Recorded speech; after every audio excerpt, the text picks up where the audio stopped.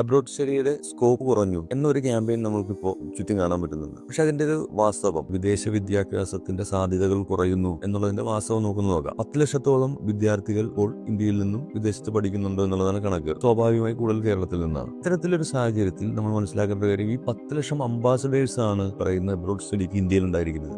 അവരെന്താണ് നമ്മളോട് വന്ന് പറയുന്നത് എന്ന് നോക്കാം. ഈ 10 ലക്ഷം പേർ നമ്മളോട് വന്ന് പറയുന്നത് എന്താണെന്ന് നോക്കാം. അത് ഉള്ള സ്റ്റുഡൻസ് അവിടുത്തെ സാധ്യതകൾ പോയി മനസ്സിലാക്കുന്നു. അവിടുത്തെ എഡ്യൂക്കേഷന്റെ സാധ്യത, അവിടുത്തെ മൊഡ്യൂളിന്റെയും കരിക്കുലത്തിന്റെയും വ്യത്യസ്തത, അവിടുത്തെ ടീച്ചിങ്ങിന്റെ വ്യത്യസ്തത, റിസർച്ച് ചെയ്യുന്ന ഒരു സ്റ്റുഡന്റിനെ സംബന്ധിച്ചാണെങ്കിൽ അവിടുത്തെ ലൈബ്രറിയുടെ ആ ഒരു അപാരമായ സാധ്യത, ലാബ്, ടെക്നോളജി, പല രാജ്യങ്ങളിൽ നിന്നുള്ള വിദ്യാർത്ഥികളുമായിട്ട് ചേർന്ന് പ്രവർത്തിക്കാനായിട്ടുള്ള സാധ്യത, അത്തരത്തിലുള്ള സാധ്യതകളാണ് ഈ അംബാസിഡേഴ്സ് വന്ന് പറയുന്നത്.